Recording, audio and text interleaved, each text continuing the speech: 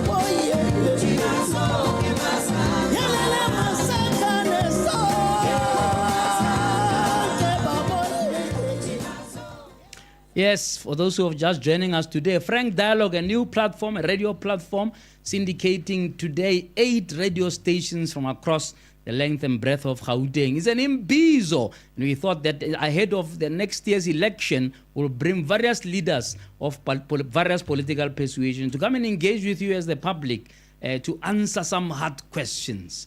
And tonight, as I already said, Gayton Mckenzi is going to be with me. But before we get to that conversation, last week we had a situation where kids died of consuming stuff sold to them by vendors outside their schools, and that those cookies apparently laced with dagga. And you wonder what kind of parent sells to kids stuff laced with dagga. Basically stuff, basically feeding the kids drugs. I understand the people who sell drugs on a corner here trying to hide, but those who are just outside the school gates, there are certain things as a community that government cannot do for us. And one of them is to bring up our children in a proper way, to have parents who have responsibilities to bring up their children properly so that those kids can become tomorrow's adults who are proper. It's not stuff that government can do for you. What kind of parent can sell drugs to kids and just put it in a cookie and then sell it to them? And then we have a situation where there is a tragedy. What has happened to the issue about, it takes a village to raise a child? What happened to that village? We need to ask ourselves that question. And whether or not there will be a new government next year, will it change the fact that we have ceased to be that village that brings up our kids? Because our kids are subjected to parents who don't care, and then in return, those kids themselves become rogue elements. They go to schools, they fight with teachers, they insult teachers, they don't listen. It's simply a big mess, and all of us have to take some responsibility. Hence that song that says, Masakani. That's what we need to do. We need to build each other as a society. And there are certain things we need to do ourselves. I mean, I don't often agree with Gayton Mckenzi, but I think when he said that we are a society that is waiting for delivery, maybe one must agree with him, because we seem to be all waiting for government to deliver. I'm not sure what it will do if you as a parent take the time to put daga in cookies and give it to kids. I mean, how does government intervene there? Because it's just you being evil, essentially, but also being a neglectful parent. It's truly, truly terrible. We are bringing up a generation that is going to get lost. Talking about the generation that's going to get lost, Gayton Mckenzi says to the youth, insults the youth league. I mean, I don't have a brief for the youth league, but insults them when they say, actually, the cabinet is too old. These people are too old, and we need half of the cabinet to be young people, so that they're not so tired, to do what they're supposed to do for the society. And I think that it's important that the young people themselves stand up, because the older generation is not going to give over the reins to young people on a platter. Clearly, if the chairperson of the ANC, of all people, can insult the young people for saying they want half, and say to them, oh, by the way, just go away and go and read what generational mix means.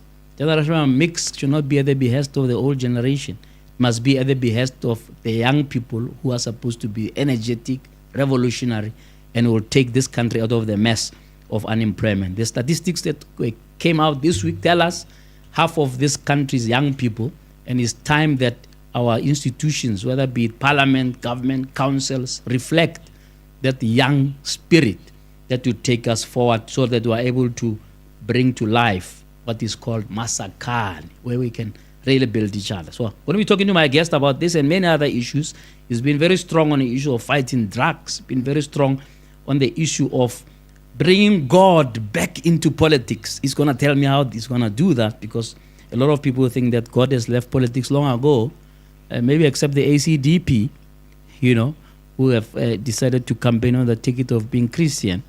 So he's going to tell me about that. One of the things that was said last week also, as we conclude, was that there were a foreign shop sold biscuits that were also poisonous and so on. And then brings the whole issue about foreign nationals. Big issue. The Patriotic Alliance is known to be in the forefront of that. In fact, the president of the Patriotic Alliance, who's my guest tonight, once said that he would not hesitate to take off a gas mask from a foreigner who, if he can find that person in a hospital, whose life is being saved. He's going to tell me whether he still stands by those particular sentiments. The Patriotic Alliance making good strides at the previous elections. They are holding power in Johannesburg. We've seen there. They've got MMCs in various places here and in the Western Cape. So clearly a force to reckon with. But of course tonight in this dialogue we interrogate those policies. Gayton Mckenzi, my guest after the break. Stay tuned. Frank Dialogue on your radio with Dr. JJ Tabane. Let's talk frankly.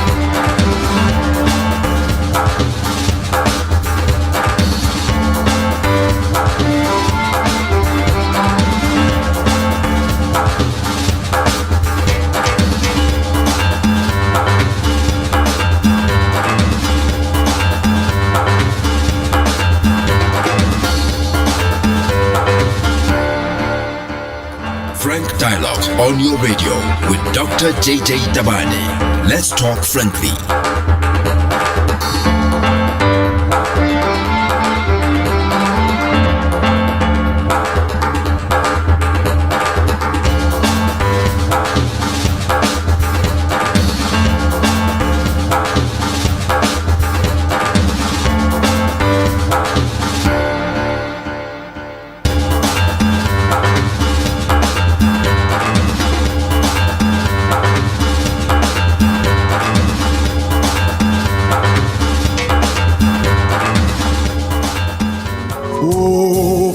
Farilwe ke manyeloi a dikitikiti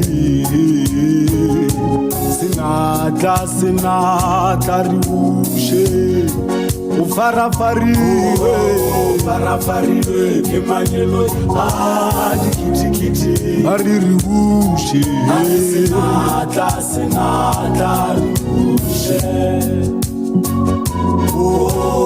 farafarilwe ke manyeloi a dikitikiti ari sinatla ri bushe ba go wa ka lethabo ba re bushe ka lethabo ari sinatla ri bushe ba le ba go wa ka lethabo ba re batletse ka lethabo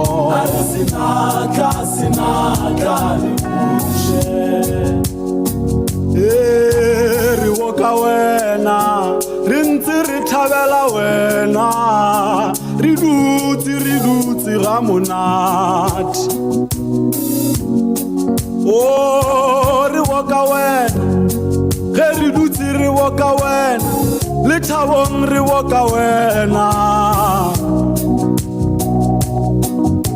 re butše matsogo re bushe farafarilwe ke manyelo re lokologile re bushe sinatla re bushe. On your radio with me on Kopotse JJ Tabane. Gayton Mckenzi, my guest tonight. My brother, welcome and thank you for being available to talk to me tonight. Always. Thanks for having me on the show. Oh, you are away. You are overseas. Well, I was on holiday. I'm back on holiday. You're on a holiday. You're preparing now for the big campaign now. Yeah, I had to go rest. My people were saying, go on holiday. Yeah, because they want you to be president. Yeah, they want me to be fresh and fit. Yeah. I don't know about fit, but they want me to be fresh. Yeah. I listened to a deputy the other day on television and clearly repeating the message that you guys are ready to take over. You believe that you are going to be the kingmaker. What makes you come to such a dramatic conclusion? I mean, your party is nowhere near a national poll that suggests that it's going to be anywhere near 50% mark. Let's start there. Secondly, anywhere near being a kingmaker. Tell me how you're reading the situation in terms of the support of your party. All right. Before we get into you telling me why you think God must be brought back into politics. You see, you guys always talk about polls. Yeah. I don't believe in polls. Okay. Polls belong in a strip club. That's where polls belong. There's no poll in this country in 2021 that said we're going to be the breakout party of 2021. Not one. Yeah. They didn't even give us 20 seats, not even 5 seats. Yeah. We got 85 seats. But that must tell you about polls. We are the first party in 15 years to win a by-election, to win a award in the city of Cape Town. In 15 years, no party has won that. We won Kensington. We have beaten Action SA, ANC, DA, and EFF in the biggest by-election in Annandale. Yeah. We didn't just beat them. We beat them with 1,500 votes. Last night, let's not go far. Yeah. Talk about things that's far. Last night, we have beaten the ANC, the EFF, the DA. Yeah. Now, for you to say, what, such a dramatic, there's nothing dramatic about our wins. Yeah. It is just that you are so used to this, or political parties, that when you see a new kid on the block, you're like Gwede that says the young people they must go away. I have no problem with that. The Gwede issue. My problem is I don't care if they don't want the young people there. My problem, and the problem of the party I represent, is that they say that people over the age of 40 years are not eligible for jobs. Only the youth must work. That's what in the policy, that's in the advertisement, where they say only people between the ages of 18 and 35 must work. Now, if that is the case, they make those type of laws. What are they doing being 75 years in parliament? Yeah. But they don't want people that is still fresh, like 40 years, you're still fresh, 50, you're even fresh. Yeah. But now the people that make the laws say that, you know, JJ, let me tell you something. Yeah. We are the kingmakers in the city of Joburg. City of Joburg is the biggest municipality in Africa. Now, can't you see we are one step away from being the kingmakers in the national? Yeah, you're a kingmaker, so kingmakers assume you've made the king. So, which king have you made in Johannesburg? You gave us commander. Well, tell me more something. about that. In You fact, know, it was a second shot. It was no, like, the first one was a disaster. At first, yeah, mayor but we put you put him there yourself. But then we removed him. We rectified that mistake. Removed him and put another one from the same party. No, but you see, I feel sorry for Gwamanda. I'll tell you why I feel sorry for him. Yeah. You know, there's this thing where people don't say, Gwamanda looks otherwise. Let Okay. me explain to you. All right. When you look at him, he looks like a street child. But he's a smart guy. What you Yeah. see, looks. You know, we live in a society where you can be house stupid when you're beautiful. It's always the pretty girl that gets the job. When people interview. Now, we ugly people, we struggle to get jobs. So Yeah. Gwamanda has that look, man. Like, what was that boy's name? The one that was speaking so nice English here, the robots.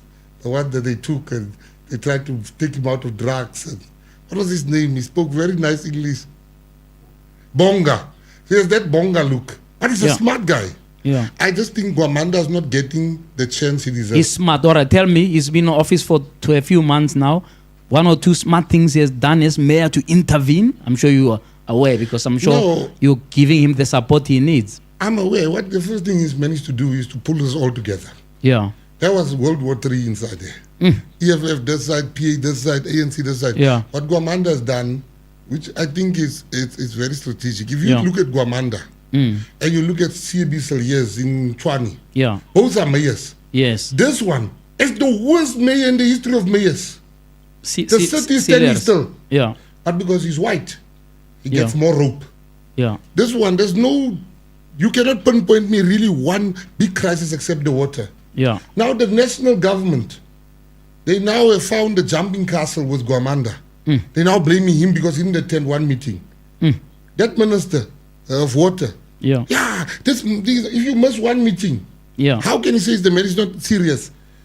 It's not Gwamanda's job alone to give water. The first person is the Minister of Water. Yeah. Now he wants to embarrass Gwamanda nationally in the Sunday Times because he wants to rise by bringing. Gwamanda's just got good manners. He must try the things with us, that minister. Yeah. So you are satisfied that Johannesburg is in good hands because a lot of people No, thought I'm not. with all the 100%. wrangling that's been going on there, it looks like US politicians are not particularly taking Joburg serious. It's the biggest city probably in the continent, right? No, the problem is that those people. It doesn't look like it's in good hands from when you look from far in the chaos, 4 times mayors or changing and chopping of administrations. What can you tell the public that can, in a sense, regain confidence back in that city? Now, I would be lying here if I come here and I say everything is fine in the city of Joburg. People don't have water.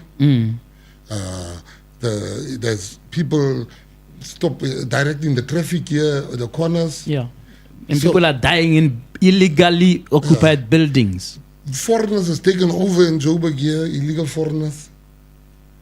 Now I'm saying that where we are sitting as the Patriotic Alliance, we have told our deployees we are not happy.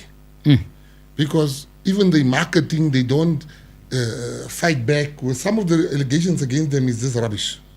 They've taken over a bankrupt municipality. Yeah. A bankrupt municipality. Now sometimes when there's problems, they get blamed by the very people that bankrupted the municipality. Yeah. So I'm just saying that sometimes also they don't know, the strategies are not aligned, and I think they need more unity there. Yeah. But if I have to give them a score, I would not give them a A+. I will give them a 60%. Yeah. And I think if they don't pull their socks up, we are going to lose a lot of people. Is your impression that the city is bankrupt? No, the city was bankrupt when we took over there. Some of us can read the balance sheet. Okay. There was no money in that city. Yeah. And what they've done is close to a miracle, to be honest with you. They've kept the lights on, the doors open. Because when they took over, there was no money. Believe me, there was no money.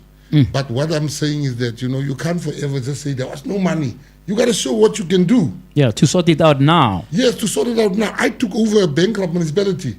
And within no time, I managed to zhoosh it up and just get some direction. Yeah. Yeah, so... Yeah, but you left after a year. Is that not part of a problem that you just, politicians just come in for 2 minutes and go and do something else? Now you want us to make you president. You're going to leave us halfway and go and do something else. You see, that's the problem. Politicians don't want to leave. What are you talking about? They come and they go. Yes, Gwede doesn't want to leave. Says me and you from 1994. What are you talking about? Politicians want to leave. There's Gwede in your own mouth. He didn't want to leave. I'm saying to you, I said, I can only stay for a year. Yeah. The reason why I could stay for a year, I said before I started, I'll stay for a year. I advanced my reasons as why I stayed for a year. Yeah. My reasons were simple, that I would want to become president of this country. And I can't be president sitting there at the municipality solving problems while the ground is fertile out here. I must go to different places. I must popularize the party. Yeah. Not only in the Western Cape and not only amongst colored people. Yeah. I must go to the vendors. I must go to the Xhosas, the Sutus, Botswana. Yeah, and people have put you in a box of a colored party. Can you dispel that myth quickly for me? No, you see, people, there's no party that doesn't have a base. Yeah. The EFF's base is black. The IFP's base is Zulu. The Freedom Front base is white. The DA's base is white. The ANC's base is black. You know how you see bases? Check the majority of the leaders. What nationality are they? Then you must know that's the constitution, that's the base. Our base is unapologetically colored. But look, we are the only party in South Africa that has a colored president, a black deputy president, a black youth league leader, Bongi Nkosi Kanile, and we've got a white league. We are the rainbow nation. We are the one party that is multiracial. We are not a colored party. We are a colorful party, my brother. Yeah, colorful. Yeah, I don't know. I always have a difficulty and a question mark if you look at the track record of all those parties who started like you. I mean, if you only have to look at the UDM with Ruth Meyer and Holomisa coming together. They sold us that story, and then soon it was all falling apart. That party has 2 seats. What can you tell me that can say this is different? Because even the DA claims are the most diverse party in the country. It's a racist party. My brother, you can't compare us to 2-seat parties here. You must put respect on our name. We've got 85 seats. So you can't put us in the two. Yeah, but UDM didn't start with 2 seats, my brother. They never reached our level. But you see, the problem that you have is, here's the issue. You need to understand the issues of the people. Yeah. I'm a groundsman. We understand what is wrong in South Africa. Yeah. But they don't have solutions, those people. I have ideas. Yeah. I've got solutions. You can ask me anything tonight. Yeah. I'm going to tell you to say this is our solution to it. Yeah. The Patriotic Alliance, my brother. All the parties are going this way. Yeah. We are going this way. Yeah, tell me this way you're going. Yes. Tell me. If somebody's listening for the first time today, right? And you need to change their minds to vote for you, what are the 3 key things, right, that they must consider that this is the party to lead us? Because if you listen to all the new parties, it's almost like the same record going over and over. No, not us. Nobody has our policies. No, tell us 3. now.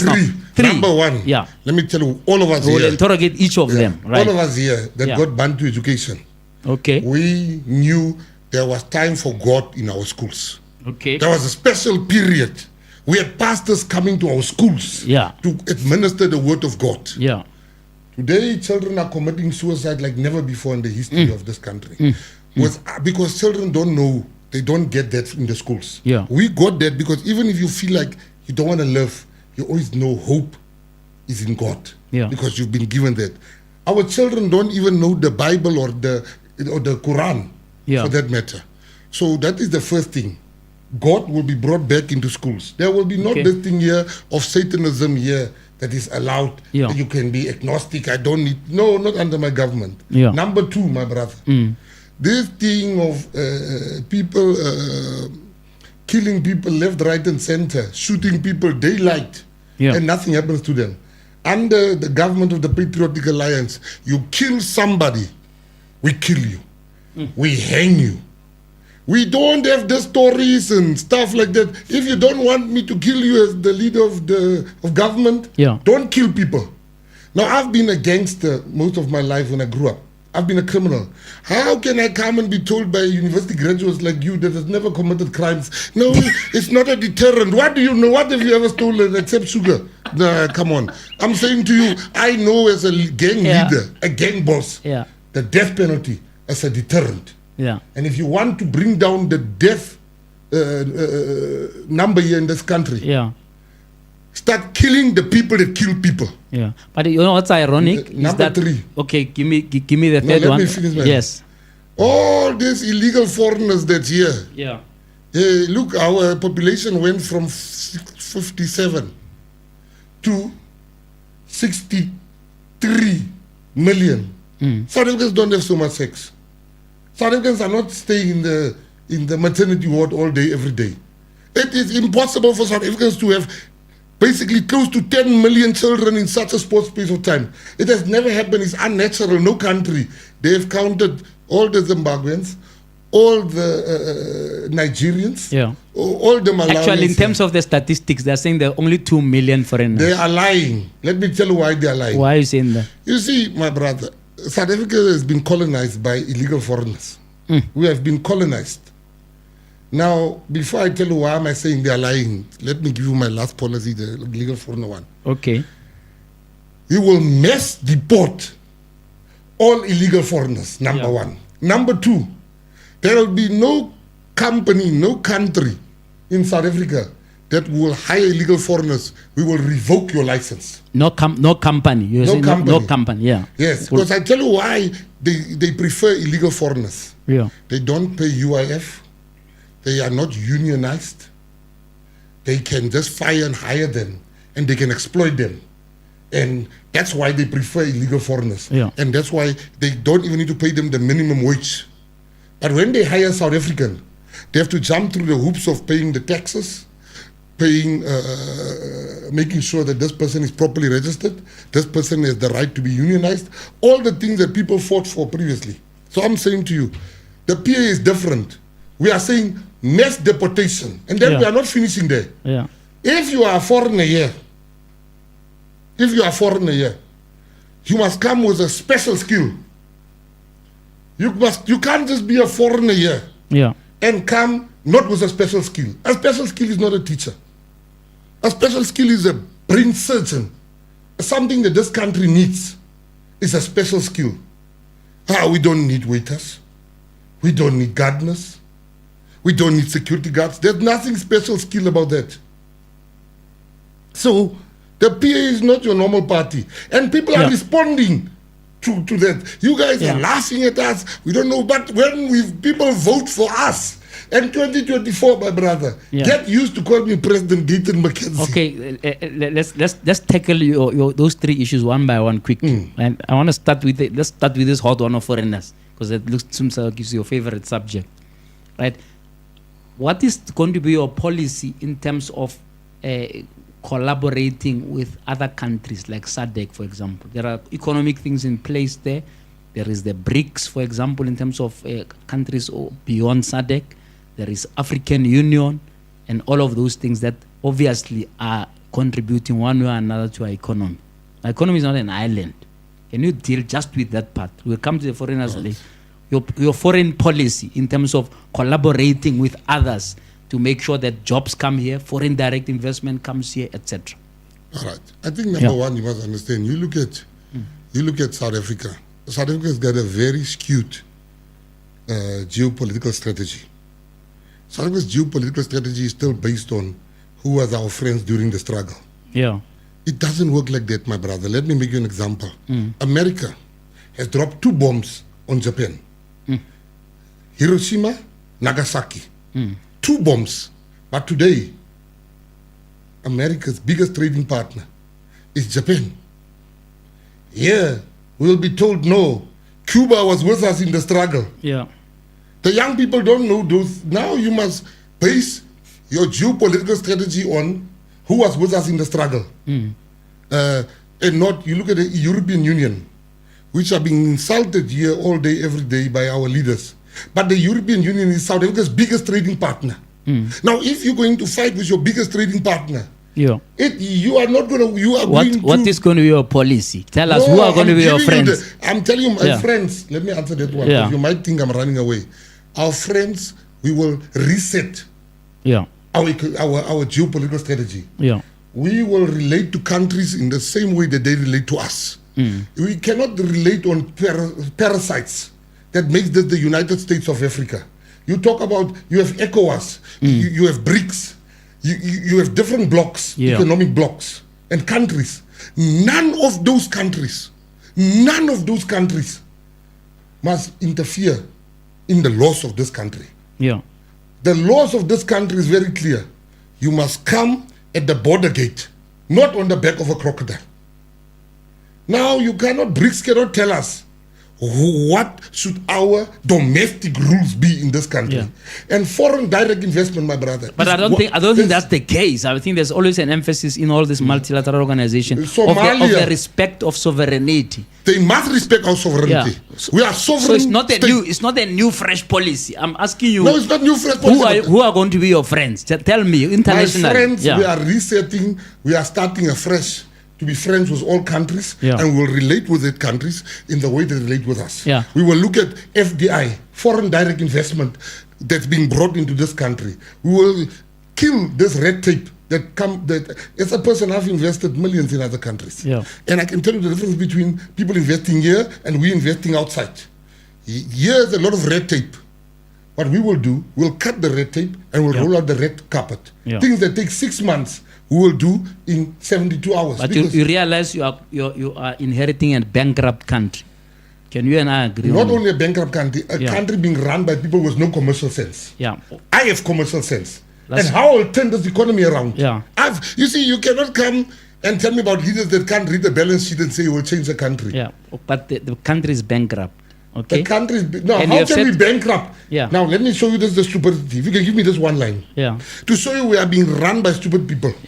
South Africa is number one. We've got the biggest gold reserves in our country. We're sitting on 2 billion ounces of gold. We've got number one when it comes to platinum production.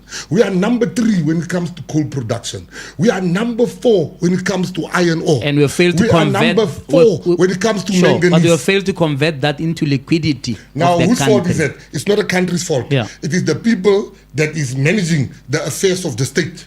Understand? ESCOM is down. Transnet is down. Denel is down. SAA is down. Everything is down. Now, don't judge me. Don't judge me on these people they don't even know. He's never run a tax shop. But now he wants to talk foreign direct investment. But here's my point, right? That because remember, I still talk about foreigners. I'm coming to my question now. You are saying you're going to do mass deportation. You have told me, I've tried to say to you, the statistics South Africa says only 2 million foreigners. You are saying no, it's 10 million. It can't be 2 million South Africans. My brother, in this room, I've heard 2 people speaking here. They are not from South Africa. 2 people in this room when we started. But you can't assume they are illegal. No, I've never said they're illegal. So let's talk about the ones who are illegal. You are saying they're about 10 million. I'm just trying to show you. We've got, my brother. No, understand. Go to Alex. Listen to go my everywhere. Where do you guys go? You see this thing come out of center. No, listen to my question. No, there's a problem. Listen to my question first. So let's assume, let's agree 10 million roughly. Sure. You're going to mass deport 10 million people. Have you calculated how much that's going to cost you in a bankrupt country? My brother, is that really a priority to mass deport people and suddenly that will create jobs? What is the biggest problem in this country? You will agree with me, it's unemployment. It is. It's the biggest problem in the country. We are sitting on a 65% youth unemployment. Burkina Faso is sitting on a 6% youth unemployment. South Africa is sitting on 65%. Is that going to be solved by a mass deportation? Yes. Those people that there's no illegal foreigners that are here are doing 2 things. Crime and they work. They are not here for anything. They are either criminals or they are here being cheap labor. Now, if you tell me, if I deport 10 million, I can create 5 million jobs for South Africans. Can't you see there's already a solution? You worry more about the foreigner, about the one that's going to get a job. I don't care about that one. He must go back. I am saying, if I deport 10 million... So you think that our migration policies are useless at the moment? I don't think so. I know It are the most useless in the world. Yeah. When we mass deport them, we Yeah. shall create jobs for our people. Okay. What if these people are working? Go to any restaurant in the Western Cape. Yeah. You would be hard pressed to find a South African. When we grew up, people they were waiters, they were students who were working. Students at UJ, they were working around Africans, they were working around the restaurants there. Today it's only foreigners. So that's the first thing I would be doing. The second thing, my brother, I will transform the minerals of this country. Is enough not only to give people jobs, but the value chain. I will start the value chain that will contribute towards more creation of jobs, creation of job opportunities. You tell me something. So you're talking about beneficiation. You'll be able to turn these minerals into something 100%. that we can benefit from. Let me show you something your listeners don't know. During apartheid, South Africa, during all the apartheid except 1976, during the riots, South Africa was the world's top gold producing country. The world's top gold producing country. On the Witwatersrand, we're sitting with around 2 billion ounces of gold. Now, you know why we are not even in top 10 today? Because the gold price will come down if we take out our gold. We will flood the market with our gold because our gold is in demand. We will flood the market because we can mine gold at lesser price than Australia. Now, that is what they don't want. It is an engineered thing. The problem in Eskom, that everybody is running around talking big English here.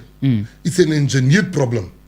Very soon you're going to hear all those leaders say, no, we must give this in private hands.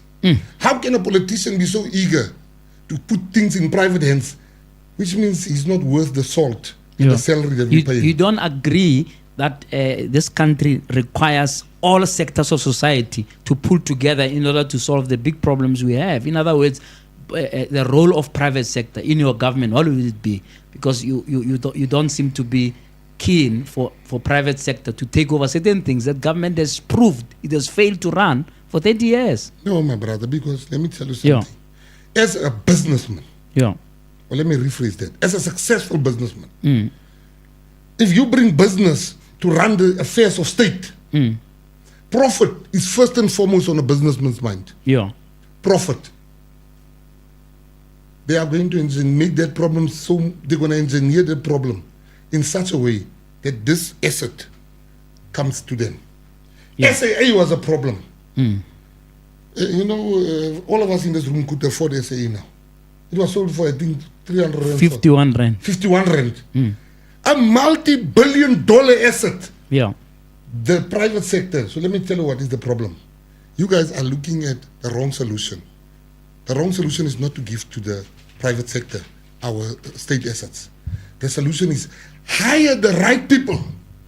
Every second day we hear people are doctors, they're no longer medical doctors. This guy walking around here. We hire the wrong persons. Once you get a qualified guy to do something, it's like, you must get the most qualified guy to do the job and pay him top dollar. And you as a politician will reap the result of that. Gayton Mckenzi is president of Patriotic Alliance, my guest here on Frank Dialogue on your radio tonight. You can give us a ring on 079-468-5183 if you want to participate in the dialogue and interrogate some of what he is saying. Do you think he can be president? Do you believe him? Does he inspire some confidence as he is telling you how he may well run the country if he does make it to the union buildings? Give us a ring, 079-468-5183. Let's go to your second issue now. The reason I was saying it was so ironic when we talk about the death penalty is that your story can be said to be an inspiration to many people. That once you are in crime, etc., it's not the end of the life. 100%. You can be rehabilitated. You can come out and do something with your life. Right? Now, you are saying if somebody is caught in any of those nefarious things, you kill them. Is that not ironic from a point of view of saying we need to have a society that's compassionate, that can rehabilitate people? I believe in rehabilitation. And the Constitution, by the way, says, you don't... That's what I'm going to put in the dustbin. We come to that Constitution is going straight to you must get 51%. to change. In fact, the 75% to change the constitution. People, but for now, unfortunately, the constitution doesn't allow the death penalty for a reason. The constitution also does not allow, my God, to be administered in schools. No, it does. It simply says don't impose that on all citizens. Some citizens don't believe, others believe, and those who believe must be allowed to practice their religion. I don't think the constitution allows that. In this room, that is not. In this room, that parents are not Christians or Muslim or something like that. We are a religious country. Yeah, and the constitution allows it. No, the constitution is, if you're saying that, now if the constitution allows that, I want to go back to your question about me being rehabilitated. But let me start there. Yes, please. My brother, I'm not saying when you come here, you steal this thing or you go rob. You'll kill them. I will just kill you. But if you kill, you will put you through the system. Yeah. But you can't be killing people. I know people that their life is to kill people. Yeah.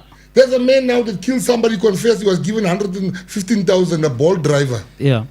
Now, he must go to jail. Now, if that Bolt driver comes out and he continuously kill people, you know what is funny for me?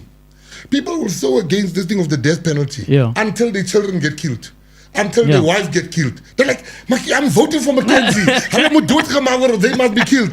My brother, let me tell you something. Yeah. In Botswana, has the lowest crime in the whole continent. Yeah. You know why? Because they kill you those ones. Yeah. We are not saying, JJ, now when you are just stealing this microphone here, you are going to be hanged. Yeah. But we are saying there's people that has proven they cannot live with society. Yeah.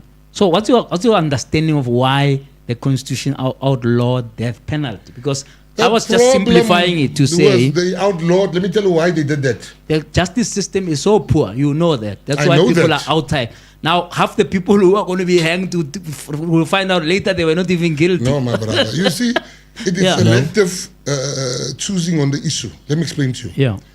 We're going to fix the justice system, number one. Number two, we can't just come in and say we hang you with this disabled operating justice system that we are having. Yeah. We are saying that these things are going to happen proportionally. Yeah. And it's not a zero-sum game. Yeah. These things are going to work in tandem. Our country. What do you do to strengthen the justice system so that it can accommodate something that drastic? Because at the moment, people may say we may not have confidence in all of it to a point where people could not. Education. Okay. My brother, education is the most powerful tool in the world. We need to educate people. We can't have lawyers here that send people to jail that are innocent because it's a lack of education. I am saying that everything in this country needs to be reset. We need to fix things. Yeah. In our country today, there's no law and order, my brother. No law and order. How are you going to bring back law and order? This constitution of yours. Yeah. We are poor because of this constitution. This constitution has done nothing for our people. But you've just been told by the apartheid people, you have the best constitution in the world. You're like, oh, don't touch that constitution. Yeah. Let me tell you why the apartheid regime abolished the death penalty. Because they knew some of them are going to be hanged for killing comrades and struggling. Oh, no, come on. I've never heard a reason like that. No, I'm giving you my reason. You've never asked me that question. No, but they were not the majority in the Constituent Assembly. My brother, this constitution of us. They didn't come up with the issue about death penalty. Like, come on, let's be serious. No, so you are actually saying that our constitution was written by the comrades there in Kodesa. You know what happened in Kodesa? Yeah. They have taken the best brains apartheid has. The best. And they've made them negotiate with guys that come from jail. Guys that come from exile. Let me show you there the clause they call the sunset clause. The sunset clause. To say white people should keep some of the assets. But there was never a sunrise clause. Yeah. Never a sunrise clause. You cannot have a sunset clause and there's no sunrise clause. Yeah. Kodesa was a lot of compromise. That I understand. No, it wasn't a lot of it was, the moment our comrades can come out and say, listen, we were outmaneuvered, we were out-thought there, we were, let me show you one fruit of Kodesa, only one fruit, one fruit. For 29 years, there's no black bank in this country. There's no black bank.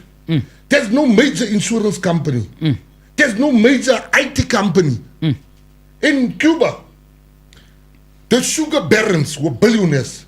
When Fidel Castro came out, The sugar barons all but disappeared, and the state ran those institutions and different people.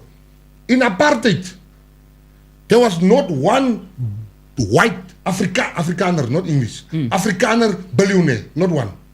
Dollar billionaire. Today, there's 13. $1 trillion billionaires. Democracy has been good for them. It was all birthed at Kodesa. Now that nonsense of Kodesa is also, I must make it a policy also. We must cancel what happened at Kodesa. Black people but don't you are think living worse in some instances than, you know, if you walk around in any township at 4:30, at 2:30, you see adults walking around. During apartheid, they were all at work. Apartheid is a trip. They can say, Mckenzi says that the truth is the truth. You in apartheid, if your drain is leaking, they will come. Apartheid was a crime against humanity. But the fact that we can find instances where apartheid... Are you saying things are better than under apartheid? No, I'm saying instances. Keyword instances. My brother. There was Would you say there's a lot of things that you can build on? If you became president, the stuff that's happened over the last 30 years, whether it be housing, access to water, access to electricity, all these things that apartheid reserved for white people, are you going to build on that, or are you saying that we have to? It's all at tabula rasa, the blank slate? Apartheid was very expensive for the white people. They had to get place where they get their oil, like let's take oil. They had to buy it through a third end, a middleman, because there was embargoes, there were sanctions. Let's take weapons. They had to buy it through a middleman, sometimes 10 middlemen. So everything was expensive. We don't have major enemies in South Africa. The biggest blunder we've made, and I think it was Nelson Mandela's biggest failure. When democracy happened, they took billions and they bought weapons for a country with no enemies. They should have used that money and put it in education. They should have fixed the schools. They should have fixed our education system, because who would have attacked Nelson Mandela's country? But they went to go and buy the most expensive. We were preparing for war with the purchases they've made. Today, those things are standing. Go, you can take a drive. There's never been a war since that time and now. So your focus should be on education. All I'm saying to you is that in this country, we need a battle of ideas. We need, and the strongest ideas should come out. At the moment, my brother, we are back to candles. We are back to candles. You know, my kids was with me on holiday. Talking about candles, how do you sort out the electricity issue? Very easy. I will finish load shedding in 6 months. There's 3 things I will do. Okay. Number 1, we are sitting on 8.5. We are the 8th largest gas deposit in the world.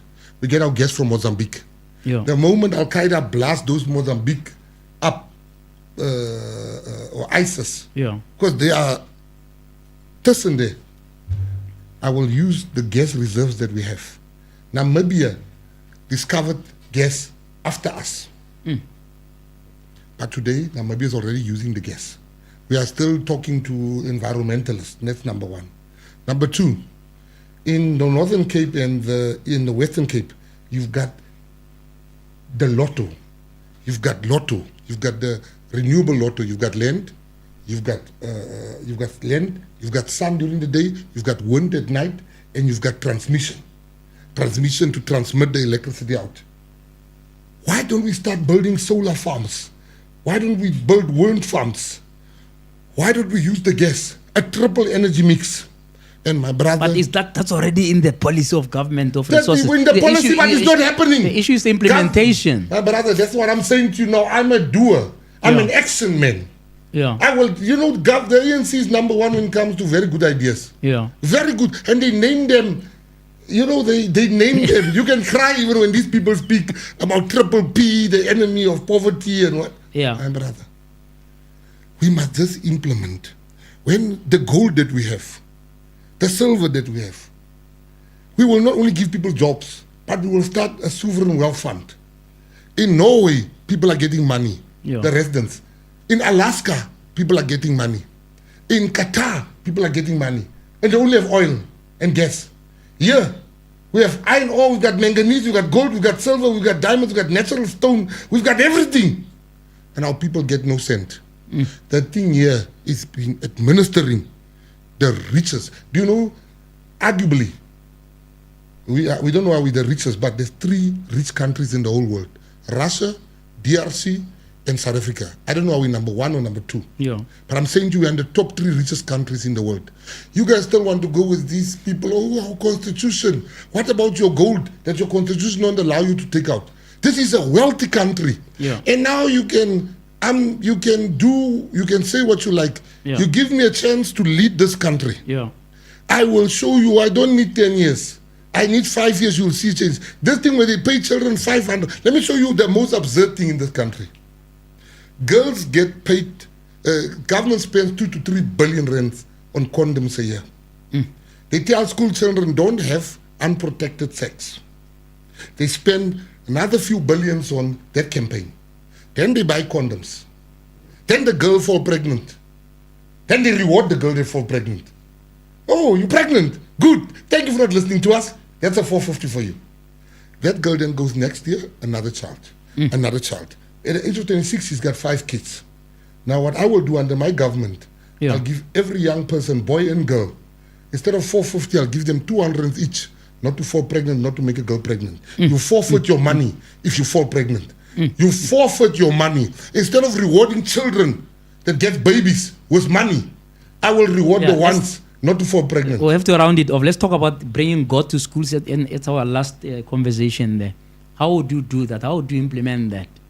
My brother, let me tell you something about me that you must understand. When it comes to God, I was never a believer. But God changed my life in ways indescribable. Yeah. People that don't believe in God, when they see where I am today, they start believing. They have no choice but to believe, because I have no choice but to believe in God. I know that God is it's something very difficult for some people to understand. It's very hard for a person who believes in God and not be kind, not be giving, and not changing the lives of people. When we are in charge, we are in charge. You see, you've been spoiled thinking everything must take 10 years. Under my regime, God will come back, foreigners will go home, children will go do national service. We will then extract our minerals for the benefit of our people. You must be decisive. South Africa doesn't have decisive leadership. Tell me about coalition, because the citizens must themselves be decisive, isn't it? In order to for you to all these things to make sense, because otherwise none of what you have said will make any sense if you're in the opposition benches. And in the terms of the assessment now, no matter how optimistic you can be, you have to think about what happens if you get 10% only, right?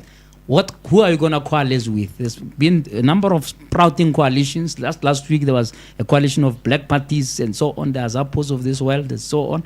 2 months ago there was something called a moonshot. It changed its name and so on. It seems to be inviting you into that. What's your view on coalitions and how the balance of forces will align in your view?